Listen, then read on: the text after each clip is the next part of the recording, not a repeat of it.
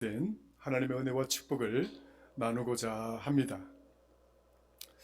오늘 본문이 담겨져 있는 누가복음 5장에는 네 가지의 큰 사건이 에피소드로 이렇게 담겨져 있습니다. 그 첫 번째는 게네사렛 호수, 그러니까 갈릴리 호수지요. 갈릴리 호수에서 고기잡이를 하던 베드로와 야고보와 요한을 우리 주님이 만나시고 저들을 부르셔서 그 제자 삼는 장면이 등장하게 됩니다. 갈릴리 지경에서 어부였던 이 사람들은 갈릴리의 주변에 살아가는 대표적인 지국군에 해당되는 거죠. 그 대표적인 지국군에 해당되는 이 어부였지만 그 유대 사회에서 보면 하층계급에 속했던 인물들이었고, 그리고 그 갈릴리 지경은 풍요로움이 있어서 그 로마가 압제를 할 때에 이 갈릴리 지경에 살아가는 많은 사람들이 수탈과 착취를 많이 당했던 그런 지역이기도 합니다.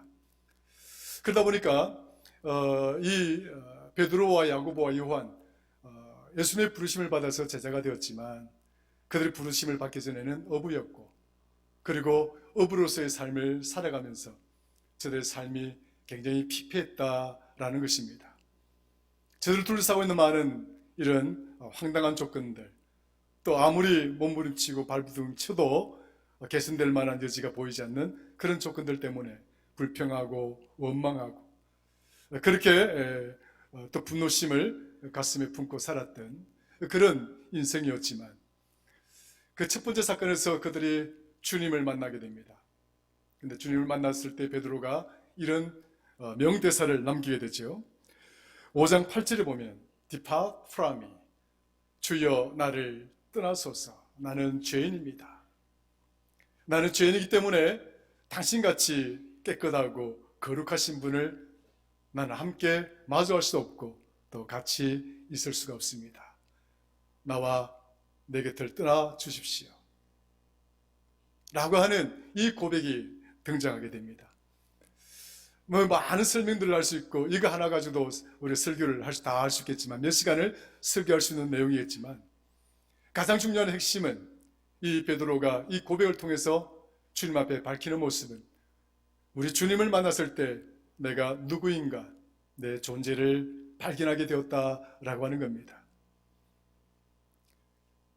그래서 누가복음 5장에서 첫 번째 우리에게 가르치는 교훈은 뭐냐면, 주님이 내게 오셨을 때 나는 누구인가라고 하는 자기 정체성에 대해서 질문을 던질 수 있게 된다 하는 것을 보여주게 됩니다.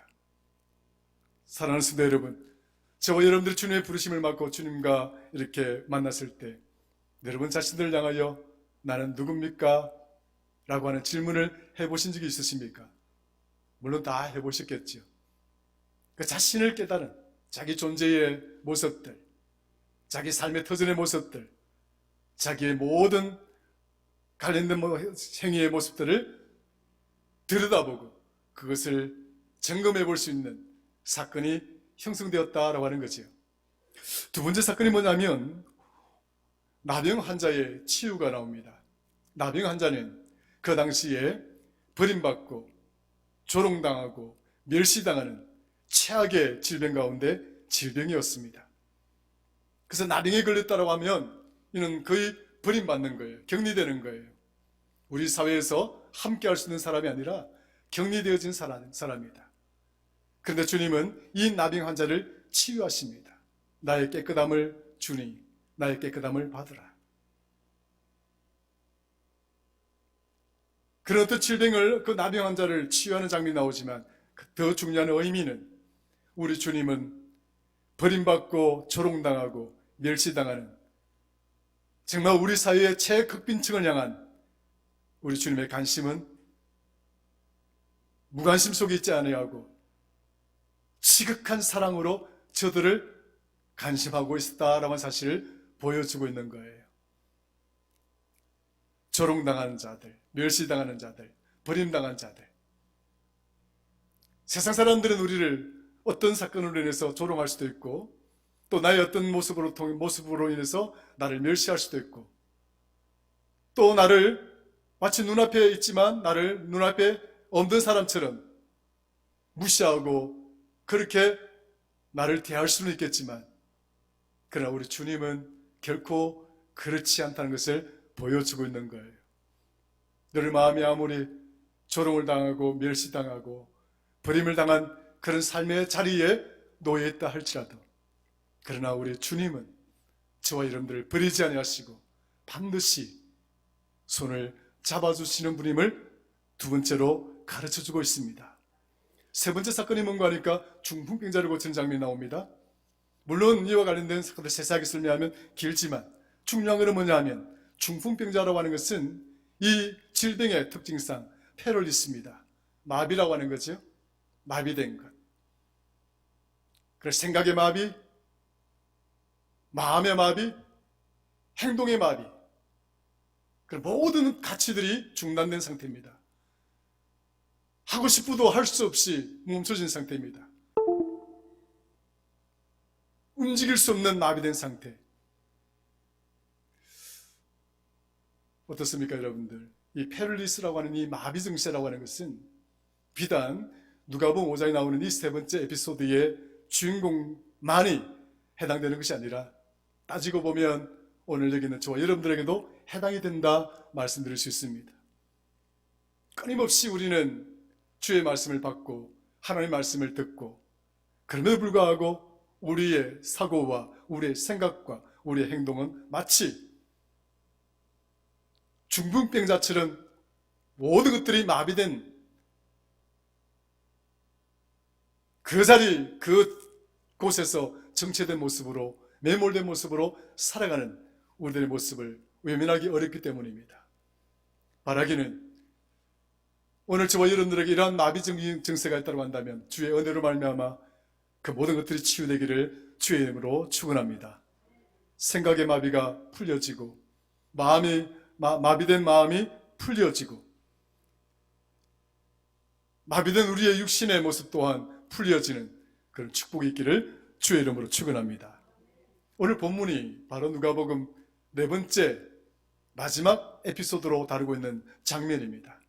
사실 이 에피소드를 통해 말씀을 하고 난 다음에 우리 주님이 누가복음 5장에서 하고 싶었던 이야기를 다 하게 되는 거죠. 갈릴리 어느 거리를 지나가다가 세간에 앉아있던, 그래서 세금을 거두고 있던 레이라고 하는 마태를 주님이 만나게 됩니다. 그런데 그 레이라고 하는 마태를 만났을 때 주님께서 이 레이를 따라오라고 이야기합니다. 그때의 이 레이는 본문의 말씀에 들어가 보면 이렇게 있는 말씀 나옵니다. 5장 27절 한번 가볼까요? 5장 27절 28절 한번 같이 읽겠습니다. 시작. 그 후에 예수께서 나가사 레이라는 세리가 세간에 앉아있는 것을 보시고 나를 따르라 하시니 그가 모든 것을 버리고 일어나 따르니라. 아멘. 즉 주님의 이 모든 말씀의 핵심은, 이 사건 에피소드의 핵심은 어디에 있느냐? 바로 이 세리 마태의 그 행위에 초점을 맞추고 있는 거예요. 베드로도 부르시고 제자를 부르시고, 그리고 중풍 나병 환자도 고치시고 중풍병자도 고치신 이런 또 다른 많은 의미도 있지만, 들여다보게 되면 결국 주님은 택한 사람, 주님이 택한 사람, 하나님이 택한 사람을 지금 찾고 있는 것을 알게 되는 거죠. 마태를 불렀을 때 마태의 반응이 아주 특이합니다. 정말 우리에게 큰 감명을 주는 장면입니다. 그냥 단순히 나를 따르라고 해서 따랐던 이런 식으로 우리가 너무 평범하게 이 문장을 이해하면 여러분들 이 본문에 담겨져 있는 의미를 잘 해석하기가 힘듭니다. 한번 상상을 하십시오. 그림을 한번 그려보십시오. 그 세간에 앉아있는 세리 마태를 만났을 때 보자마자 너 나를 따르라 이렇게 했을까요? 주님은 다가갔을 겁니다. 그리고 주님이 그에게 다가왔던 그 이유와 목적들을 이런저런 이야기들을 해주셨을 겁니다. 그리고 난 다음에 나를 따르라고 하셨을 겁니다. 중요한 것은 세리 마태가 얼마나 왕과 그 근무술수에 능한 자입니까? 온갖 근무술수를 통해서 그 자리에 앉았고, 또 그 자리에 앉아서 자기국의 같은 백성들, 같은 민족인 사람들을 수탈하고 착취했던 인물 아니겠습니까? 사악하게 이를 데가 없는 거죠. 평생을 그렇게 살아왔던 인물입니다. 그렇게 살면 살수록 그의 주머니는 불러지고, 저의 그 마태의 가세는 더욱더 풍요로워질 수 있는 그런 자리에 있었던 인물입니다. 그런데 그가 예수님을 만나고 난 다음에 주님이 따르라고 했을 때 그는 그 자리에서 일어납니다. 27절에 보니까 이렇게 나와 있죠. 다시 한번 제가 읽어드리면, 그가 모든 것을 버리고 일어나 따르니라. 첫 번째, 그는 모든 것을 버렸다라고 했습니다.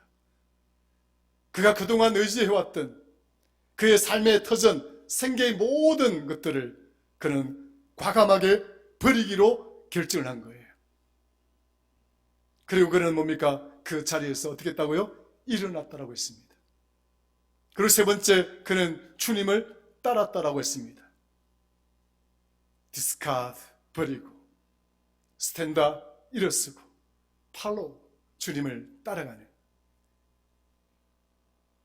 버리고 일어서고 따라가는 철저하게 변화된 모습과 행동을 우리에게 보여주고 있는 것이죠. 그리고 난 다음에 주님이 우리에게 가르치는 교훈이 있습니다. 자, 그러니까 마태가 너무 기뻤어요. 나 같은 사람을 찾아오신 주님, 나를 이 정말 온갖 더러움과 그 추악한 사악함 속에 앉아있고 매몰될 수밖에 없고 내 평생을 그렇게밖에 살아갈 수밖에 없었던 내 인생의 자리로 들어오셔서 그 자리에서 나를 자유케 하고 그 자리로부터 나를 해방시켜 주신 주님이 너무 고마웠던 거예요. 너무 감사했던 거예요. 잔치를 줍니다. 그래서 세리들 친구들도 오고, 야, 내가 이렇게 해서 주님을 만났어, 내가 이렇게 해서 주님을, 내 마음이 바뀌었어, 이제 나는 세리 같은 짓 하지 않을 거야. 결과가 어떻게 된 거예요? 그는 주님의 제자가 된 거예요. 아시겠어요? 마태복음을 기록한 자가 된 거예요. 그 자가 이 마태복음을 기록한 거예요.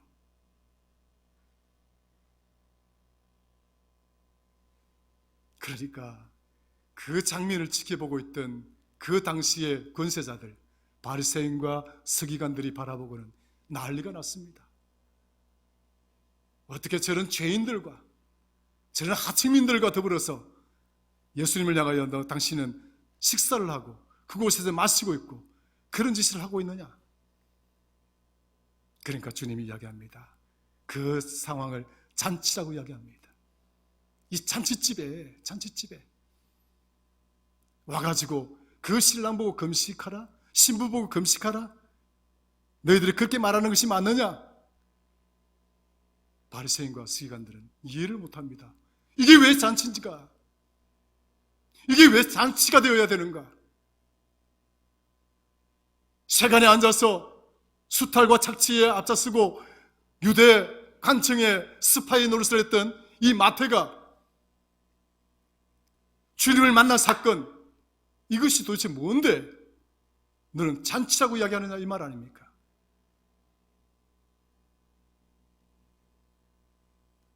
잔치라고 하는 거예요. 굉장히 중요한 발언이죠. 그리고 또 뭐예요? 내가 이 땅에 온 것은 환자를 부르기, 뭡니까? 그 가진 자들, 힘 있는 자들, 그런 자들 부르기 위해서 온 것이 아니라 힘없고 나약하고 죄 있는 자, 죄인을 부르기 위해서 내가 이 땅에 온 것이다. 의롭다라고 생각하는 사람, 잘났다고 생각하는 사람 부르러 온 것이 아니라 부족하다, 나는 연약하다, 나는 나약하다, 나는 죄인이다라고 고백하는 사람을 나는 찾으러 왔을 뿐이다.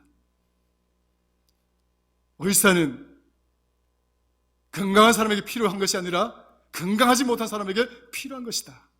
엄청난 명대사를 남기게 되지요. 그러면서 이야기합니다. 그 모든 결과는 이들로 하여금 회개케 하기 위함이다. 따라합시다.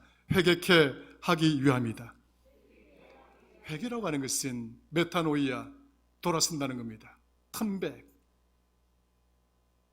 가던 길을 돌아서는 행위, 이것이 메타노이아, 회개의 원어가 갖고 있는 본뜻이에요.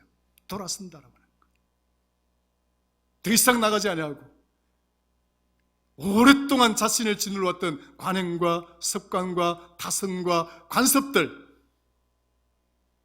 그 자리에서 멈추는 거예요. 멈추고 이제 그 자리에서 돌아서는 겁니다.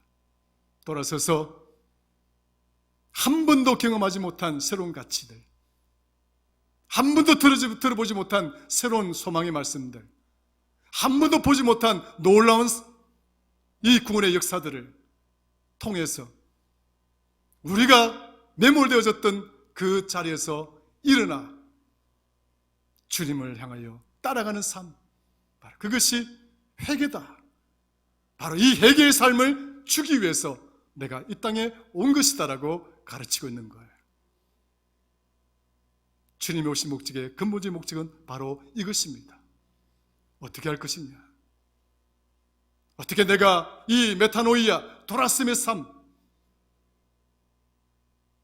내가 지금 매몰되어져 있는 이 삶의 환경, 처지, 이 모든 조건들 속에서 그것들을 중단하고 그것들을 멈추고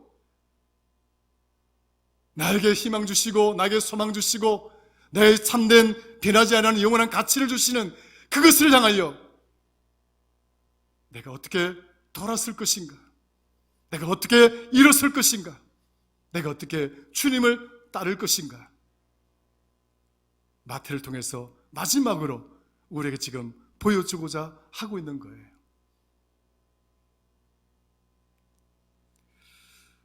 그래서 이 마태의 비유를, 이 말씀을 하고 난 다음에 어떤 비유를 하느냐면 포도주와 그 포도주를 담는 포도주 부대의 비유를 합니다. 포도주의 역설이죠. 이 포도주의 역설이라고 하는 말이 있습니다. 탈무드에 보면 포도주의 역설이라고 하는 말이 나오는데, 어떤 농부가 최초에 창조받은 농부예요. 아마 아람이겠죠. 탈무드에 나오는 이야기니까. 땅을 잘 개간하고 포도나무를 막 심고 있었습니다. 근데 포도나무를 심고 있었는데 악마가 다가왔어요. 뭘 하고 있느냐? 포도나무를 심고 있습니다. 그것이 도대체 뭔데? 이 포도나무에는 포도열매가 열리고 얼마나 달고 맛있는지 모릅니다. 그것으로 와인을, 포도주를 담아 먹으면 더 맛있습니다. 그러니까 악마가 그 이야기를 듣고 그 포도나무를 가지고 얻어서 자기가 사는, 악마가 사는 땅으로 갑니다.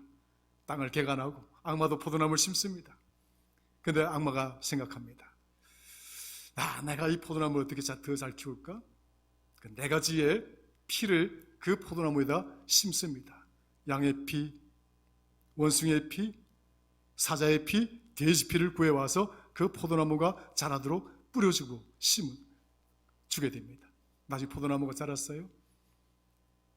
그 포도를 열어서 포도주를 만들어서 세상에 공급했다라고 하는 이야기를 하고 있습니다. 탈무드에.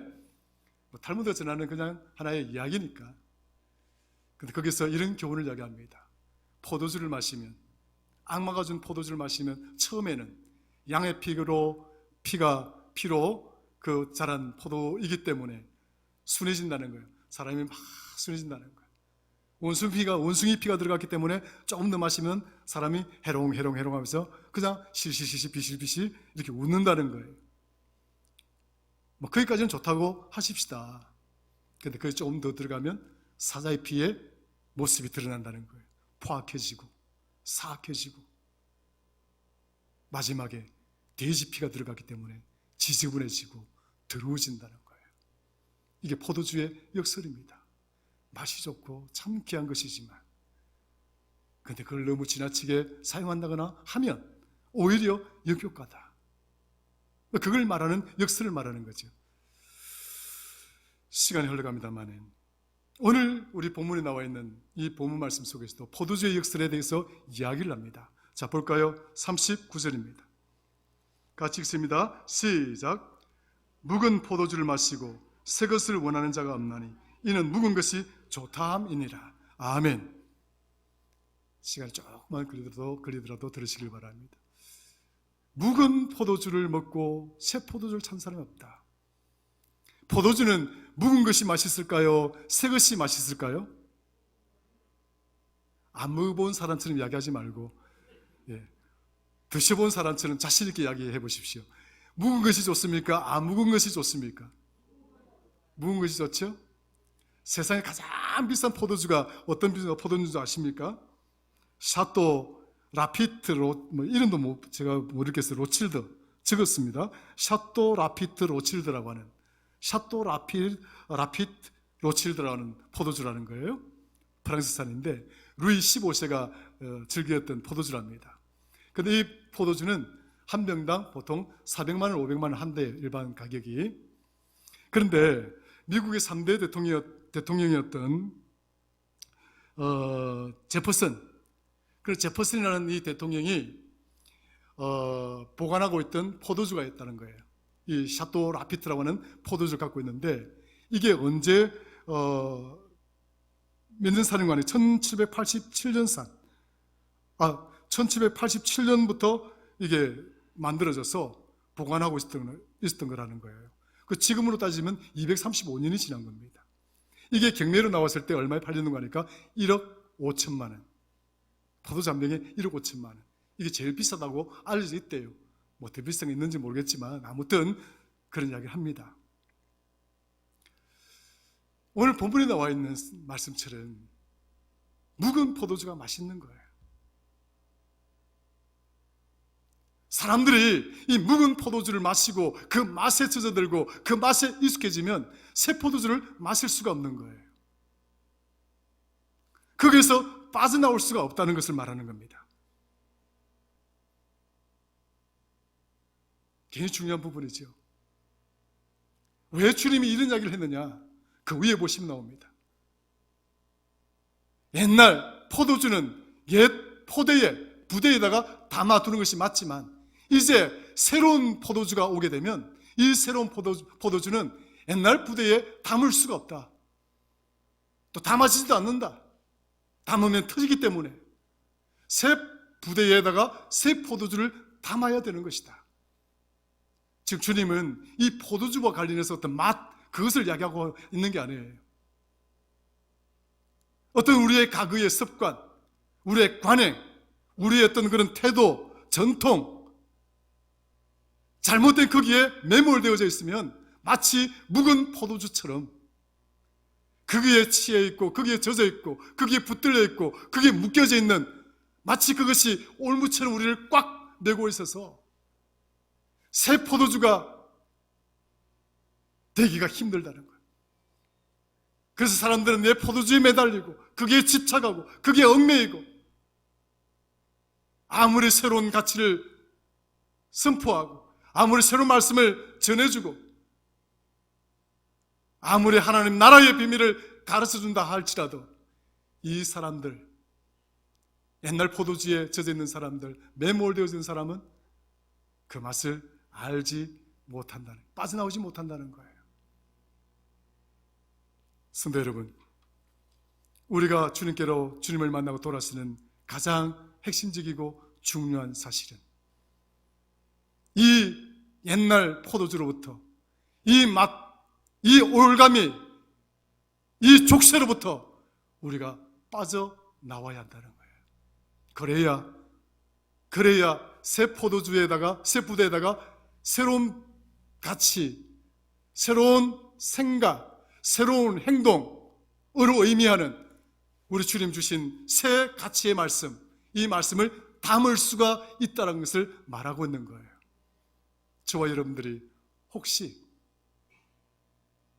우리가 매몰되어져 있는 우리의 모습들이 옛날 포도주 그런 부대와 같은 모습은 아닌지요? 외견상으로는 아름답고 외견상으로는 멋있는 모습을 하고 있지만 이 안에 담고 있는 모습은 성도의 직분을 받고 또 많은 장로의 직분을 받고 뭐 등등 권사의 직분을 받고 그런 어떤 화려한 외형적인 이미지는 있지만 그 부대가 이렇게 딱 되어져 있지만 그 안에 담고 있는 것은 아직도 여전히 옛날 것을 그대로 담고 있는 우리의 모습이 아니냐 하는 것을 이야기하고 있는 거예요. 주님이 주시는 가르침과 우리 주님이 주시는 참된 생명의 말씀은 옛날에 우리의 그 관습화되고 타성에 젖어 있고 전통에 젖어 있고 그런 관행에 붙들려 있었던 그곳에 담을 수 있는 것이 아니라 이제 새로운 존재의 피조물이 되어지고 난 다음에 돌아서고 그렇게 일어서고 주님을 따르는 그 결단 속에서 새로 담겨져야 될 가치임을 이야기하고 있는 거예요. 주님을 따르기를 원하시면 아멘 하십시오. 다시 크게 아멘 하십시오. 아멘 하신다면 여러분 속에 오늘 정말 세상의 가르침이 아니라 세상의 교훈이 아니라 어떤 그런 것들이 아니라 오늘 하나님이 주시는 참된 생명의 말씀, 그 주님이 우리에게 보여주신 그 구원의 말씀, 그 구원의 가르침, 그 은혜를 담을 수 있는 새로운 부대가 될 수 있다는 것을 오늘 성경 우리에게 가르쳐주고 있는 것이죠. 좀 더 이어져야 됩니다만은 시간상 마치도록 하겠습니다. 주님을 만난다라고 하는 것은 이스라엘 간섭 속에다가 여러분들 주님을 모실 수가 없습니다. 옛날의 습관 속에다가 주님을 담을 수가 없습니다. 옛날의 행동 속에다가 우리 주님을 담을 수가 없습니다. 여러분 속에 담겨져 있는 주님, 새 포도주는 새로운 부대에다가 담아야 하는 것입니다. 새로운 부대가 되어야 된다는 거예요. 새로운 부대가 되지 않고서는 우리 새로운 가치이고 새로운 생명인 주님을 내 안에 담을 수가 없다는 것을 말하고 있는 거예요. 그래서 마태는 버렸다라고 했습니다. 버려야 되는 겁니다. 세상 것들을 버려야 됩니다. 나를 옥죄고 있는 그 관행들을 버려야 됩니다. 타성들을 버려야 됩니다. 왕관 고집들을 버려야 됩니다. 버리고 그래야 일어날 수 있는 거예요. 버리지 않으면 못 일어납니다. 버려야 일어날 수 있고 일어나야 주님을 따라갈 수가 있는 거예요. 여러분 안에 주님을 모시기를 원하고 새 포도주 대신 우리 주님을 담기를 원한다면 버리시고 일어나시고 온전히 주님을 따라가는 그런 복된 주의 성도들이 되시기를 주의 이름으로 축원합니다. 하나님 아버지 고맙고 감사합니다.